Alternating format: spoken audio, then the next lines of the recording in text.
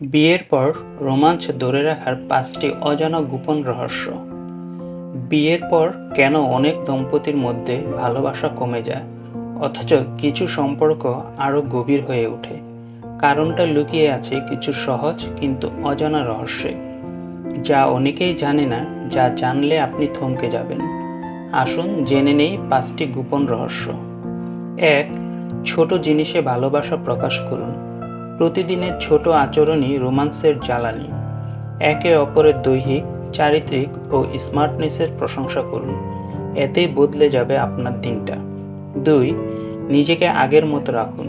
বিয়ে মানে নিজেকে হারানো নয়, যেভাবে আগের সময় ছিলেন সেই প্রাণবন্তটাই জাগিয়ে রাখুন।